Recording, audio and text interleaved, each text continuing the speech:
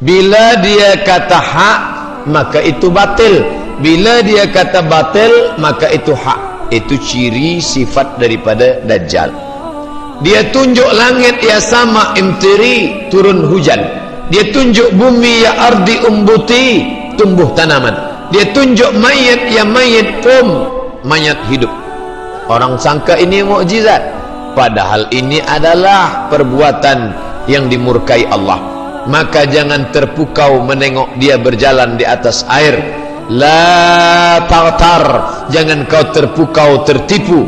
Idza ra'aitar rajul, bila kau tampak ada orang yatiru fil hawa, terbang di atas awan, yamshi 'alal ma, berjalan di atas air, la taghtar, jangan tertipu, kerana syaitan pun mampu melakukan itu. Tapi pandanglah pada istiqamahnya di jalan Allah, pandanglah pada istiqamahnya salat berjamaah. Kerana sekarang sudah banyak Dajjal yang asli belum muncul, tapi cucu cicit Dajjal, kaki tangan Dajjal sudah bermunculan datang. Dia kata ini LGBT baik, dia bagi Nobel LGBT, dia bagi penghargaan LGBT, dia iklankan merata-rata tempat. Maka Dajjal sudah muncul. Maka syarat kita selamat daripada Dajjal lakukan 3. Yang pertama, baca surah Al-Kahfi malam Jumaat, pagi Jumaat, petang Jumaat. Baca awal surah Al-Kahfi 10 ayat bila mampu, hafazkan anak-anak kita. Yang ketiga, sebelum salam, Allahumma inni a'udzubika min azabi jahannam wa min azabil qabri wa min fitnatil mahya wal mamat wa min syarri fitnatil masihid Dajjal. Allah tolong kita insyaallah. Intan surullah, kalau kau tolong agama Allah, Allah berjanji yansurkum innaka la tughliful mi'ad. Jangan takut pada Dajjal, tapi takutlah pada tak adanya pertolongan Allah. Jangan takut pada syaitan, tapi takutlah tak adanya istiqamah dari Allah. Minta tolong pada Allah. Idza sa'alta fas'alillah wa idza ista'anta fasta'in billah. Minta tolong, iyyaka na'budu wa iyyaka nasta'in. Allah berjanji, Allah tak pernah ingkar janji. Apa hukum muslim bersedekah, memberi rezekinya pada non muslim? Macam tak ada lagi orang muslim yang susah. Masalah memberi sedekah pada non muslim boleh. Dalilnya mana? Asma non muslim datang menjumpai Asma punya bundanya non muslim, menjumpai Asma muslimah. Asma takut nak berjumpa dengan ibundanya. Maka dia bertanya kepada Rasulullah, Ummi qadimat, emak saya datang, wahia raghibah, dia ingin betul berjumpa dengan saya. Afa asiluha, boleh ku sambung silaturahim dengan dia? Kata Nabi, siliha, sila sambung, boleh. Afa u'tiha, boleh aku bagi hadiah pada dia? Kata Nabi, i'tiha. Itulah dalil boleh membagi daging kurban pada non muslim. Jangankan sedekah, daging kurban boleh engkau bagi. Jadi kalau ada orang berkata Islam ini ekstrim, Islam ini teroris, Islam ini menerikan kebencian, siapa yang berbeza dengan engkau, pancung kepalanya, bakar rumahnya, ambil bininya. Siapa yang berkata macam ini? Ini bukan Islam. Islam wa ma arsalnaka illa rahmatan lil alamin. Maka Islam datang membawa kedamaian. Bila engkau berkurban, maka boleh engkau bagi, tapi tentu dengan syarat kaum muslimin sudah dapat, yang susah-susah di antara kita dapat, tapi engkau berjiran tetangga kepada non muslim, engkau bagi pada dia, maka engkau pun dapat kebaikan. Fi kulli kabidin ratbin sadaqah, dalam setiap hati yang basah ada sedekah. Seekor anjing diambil seorang perempuan jahat, dia ambil air dari dalam perigi dengan sepatu kasutnya yang busuk berbau kotor.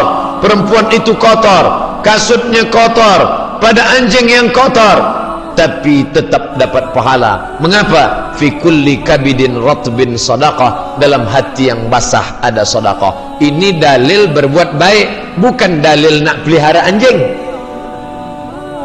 Sekarang banyak jamaah yang pandai membolak-balik ceramah ustaz. Saya tak ingin ceramah saya ini dia cut, dia potong, lepas itu dia besok berdalil ini dalil memelihara anjing. Adapun orang yang memelihara anjing, sesiapa maniqtana kalban, siapa yang memelihara anjing, maka setiap hari pahalanya dikurangi sebesar Bukit Uhud. Bukit Uhud itu panjangnya 7 km. Satu hari 7 km, 7 km. Amal dia sebesar bisul. Maka setiap hari minim hilang amal sama sekali. Malaikat tidak masuk ke dalam rumah bila di rumah itu ada patung dan anjing. Bukan malaikat takut pada anjing, malaikat tak mau satu majlis dengan anjing. Anjing herder kah, anjing kampung kah, anjing pudel kah, malaikat tak mau masuk. Tapi yang tak masuk tu malaikat rahmat, malaikat maut masuk. Jika masjid jaraknya 15 menit jalan kaki dan surau 3 menit dari rumah, mana sebaiknya saya datang? Tak tengok minit, maka mana yang dekat itu engkau buat. Tapi surau yang dekat ini tak ada kajian, masjid ada kajian, majlis ilmu, datang. Yang penting jangan sampai surau musalla kosong daripada solat berjamaah. Kalau masjid surau kosong daripada jamaah, istahwadzat alaihimus syayatin, satu kampung itu diganggu syaitan. Jangan heran bapak setan, ibu ganggu syaitan, anak pun cakap macam syaitan. Sebab apa? Sebab meninggalkan solat berjamaah. Buat solat berjamaah, selepas itu pergi ke masjid, ada kajian tabligh akbar besar, maka ini amat sangat baik. Bila ada solat 5 waktu tapi tak ada solat Jumat, namanya musalla. Bila ada solat 5 waktu, ada solat Jumat, namanya masjid jami'. Ini masjid jami', maka disebut masjid jami' Kampung Baru. Dulu semasa mazhab Syafi'i, satu negeri hanya ada solat Jumat satu, maka disebut masjid yang ada solat Jumatnya itu masjid jami'. Adapun ada solat 5 waktu tapi tak ada solat Jumaah, namanya masjid saja, tak ada jami'nya. Itu apa? Masjid. Itu maknanya ada solat 5 waktu tapi tak ada solat Jumat. Bila ada solat Jumatnya, masjid jami'. Tapi di tempat kita bumi Nusantara muncul macam-macam istilah. Ada musalla, ada surau, ada kalau di Jawa langgar, ada madrasah, macam-macam. Itu sebenarnya masjid juga. Maka kalau masuk ke surau, usolli sunatan tahiyatal masjid, bukan tahiyatal surau. Sebab dia masjid juga. Tapi yang ada solat Jumatnya masjid jami', pahalanya sama. Engkau kenapa tak pernah ke surau?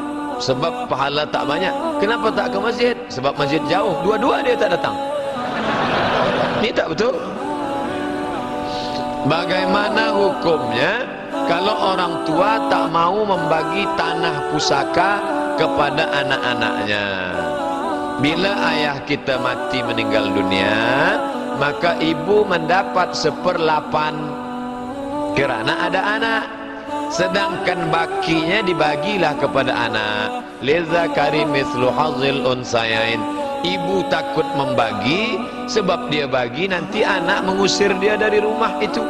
Anaknya tak terlampau pengganas, menantunya yang dia khawatirkan. Maka oleh sebab itu dia tahan saja. Maka duduklah bersama. Bunda jangan takut, jangan khawatir, kami tidak akan usir daripada rumah ini. Harta ini masih banyak lagi.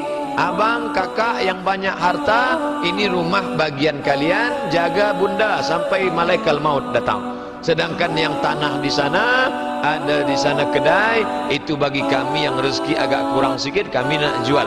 Wa amruhum syura bainahum. Jangan kerana sudah mengaji, tahu hukum fikah, ayah meninggal, dipanggil bunda. Bunda, duduk sini. Assalamualaikum warahmatullahi wabarakatuh. Bunda hanya dapat 1/8 sahaja. Kami nak jual rumah ni, pergi out cari rumah lain. Al-adab fauqal ilmi. adab lebih tinggi daripada ilmu. Ingat, surga. Aku ingin ikut mati syahid jihad, kerana orang yang mati syahid tak merasakan sakaratul maut, melainkan seperti cubitan pada kulit sahaja.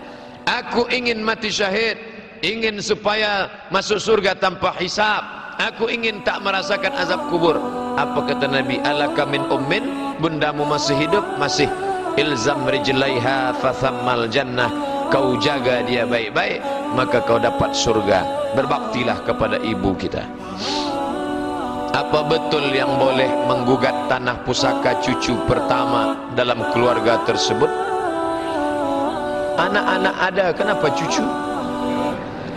Anak, kalau ada ayah, saya datuk, saya punya anak, saya punya cucu, maka kalau saya mati, yang berhak anak-anak saya. Kecuali kalau anak mati baru ke cucu. Ini cucu tak tahu diri, kenapa dia bicara?